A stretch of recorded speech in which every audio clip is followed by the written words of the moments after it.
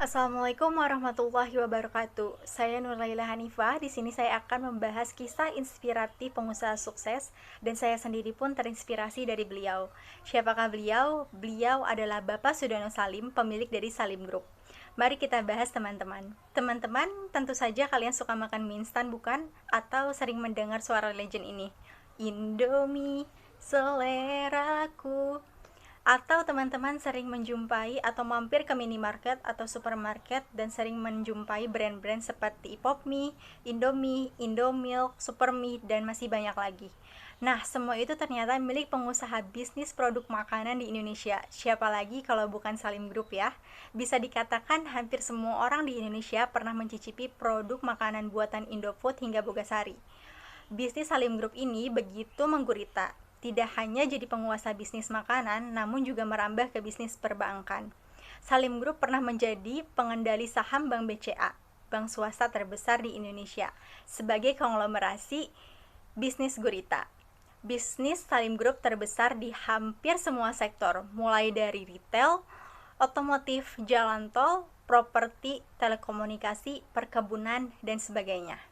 Kerajaan bisnis Salim Group bermula dari perdagangan yang dijalankan oleh Bapak Sudono Salim. Bisnis pertamanya yakni jual beli cengkeh. Dulu Bapak Sudono Salim menyelam sebagai seorang guru di salah satu pabrik tahu dan kerupuk di Kudus.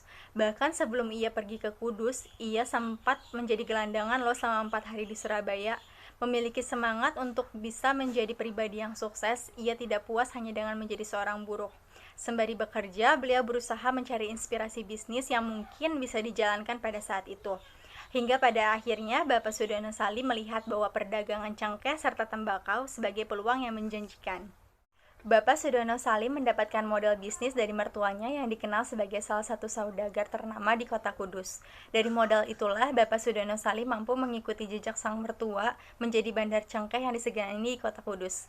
Hanya dalam kurun waktu 1 tahun saja teman-teman. Wah, hebat sekali ya. Ya, rahasianya adalah Bapak Sudono Salim mampu bekerja sama dengan supplier cengkeh asal Sumatera sampai Sulawesi. Terlihat dari tekad tersebut, Bapak Sudono Salim memiliki sifat yang gesit dan mampu melihat peluang bisnis hingga membuatnya menjadi seorang pengusaha ternama. Meski modal yang dimiliki hanyalah pemberian dari mertua, ia dapat mengembangkannya dengan sangat baik hingga bisnis yang dikelolanya bisa segera meroket. Namun jelas saja ya teman-teman, gak ada pengusaha sukses yang gak pernah bangkrut. Bapak Sudono Salim harus mengalami pengalaman pahit nih teman-teman, karena bisnis cengkeh yang dikelolanya pun bangkrut, bukan dari kesalahannya.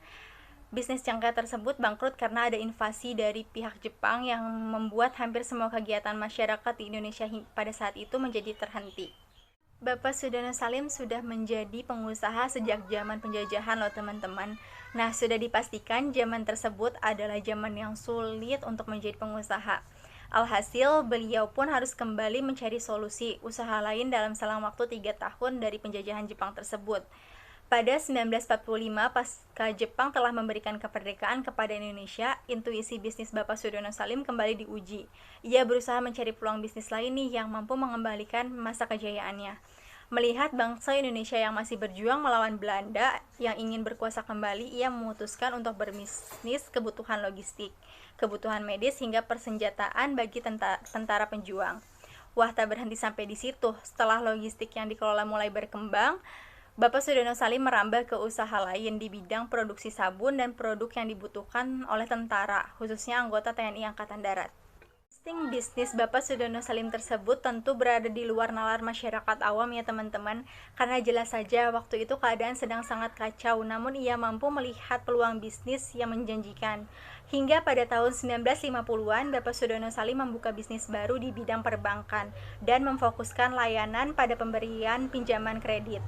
Ide bisnis ini juga muncul karena Bapak Sudono Salim membaca keluhan masyarakat yang tidak mampu membeli barang yang dijual secara tunai. Inilah yang menjadi cikal bakal terbentuknya Bank Sentral Asia di tahun 1960, yang kini dikenal dengan nama Bank BCA. Setelah kinerja Bank BCA dapat dikatakan mapan, ia kembali mencari ide usaha lain yang cemerlang.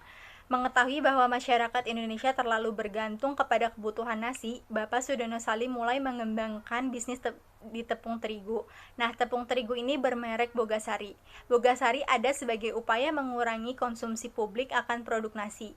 Kepemilikan beberapa perusahaan oleh seluruh Salim menggerakkannya untuk membentuk sebuah perusahaan utama yang diberi nama Salim Group Indonesia. Berusia senja ditambah dengan kondisi Indonesia yang mengalami krisis moneter di tahun 1998, Bapak Sudono Salim memutuskan untuk mewariskan bisnisnya kepada sang anak nih, bernama Antonio Salim. Bapak Antonio memiliki tantangan yang sangat besar pada awal mula ia menjadi pemegang utama Salim Group. Pasalnya, pasca krisis moneter Indonesia tersebut, Salim Group berada di ambang kebangkrutan karena memiliki utang yang gak main-main nih teman-teman, mencapai 55 triliun rupiah. Wah, banyak sekali ya. Dampak krisis moneter memang cukup dahsyat karena dapat membuat sebuah perusahaan raksasa yang gulung tikar. Namun Bapak Antonio Salim selaku pemilik dari Salim Group juga mewarisi insting bisnis seperti sang ayah. Sebagai upaya untuk melunasi hutang tersebut, Antonio Salim rela untuk melego atau melepaskan sejumlah saham pada beberapa subsidiari Salim Group seperti BCA, Indosemen, dan juga Indomobil. Keputusan ini terbukti dapat menyelamatkan Salim Group beserta sejumlah anak perusahaannya dari ambang kebangkrutan. Di bawah kepemimpinan Bapak Antonio Salim dalam mengelola Salim Group, Indofood, dan Bogasari berhasil digadang-gadang menjadi produsen mie instan dan tepung terbesar tak hanya di Indonesia teman-teman, tetapi di dunia. Terbukti ya, Indomie sudah sampai ke Afrika, bahkan orang-orang Afrika pun menggemari memakan Indomie. Hal ini tentu menjadi bukti nyata bahwa masa kejayaan Salim Group telah kembali hingga saat ini. Bahkan sama halnya keputusan yang dilakukan sang ayahanda, Bapak Antonio Salim juga mulai mengembangkan bisnis di sektor yang berbeda. Kini Salim Group telah menjadi salah satu perusahaan raksasa dan paling berpengaruh di Indonesia. Kesimpulannya teman-teman, mendengar kisah di atas tadi memang betul ya kalau kita ingin menjadi pengusaha yang sukses itu harus bisa bertahan dan tidak pantang menyerah. Contohnya kisah di atas tadi, karena Salim Group bisa bertahan walaupun di saat keadaan perang maupun krisis moneter sekalipun. Jadi gimana, tertarik menjadi seorang pebisnis? Kisah tersebut sangat menginspirasi bukan? Terlebih di tengah pandemi ini kita jadi belajar untuk tidak menyerah, walaupun dengan keadaan dan situasi yang berbeda. Namun bertahan di situasi ini bisa menjadi peluang dan harapan untuk bisa berkembang menjadi lebih baik lagi bukan? Semoga ya, amin. Baik, cukup sekian yang bisa saya sampaikan. Saya Nurlaila Hanifah, pamit undur diri. Wassalamualaikum warahmatullahi wabarakatuh.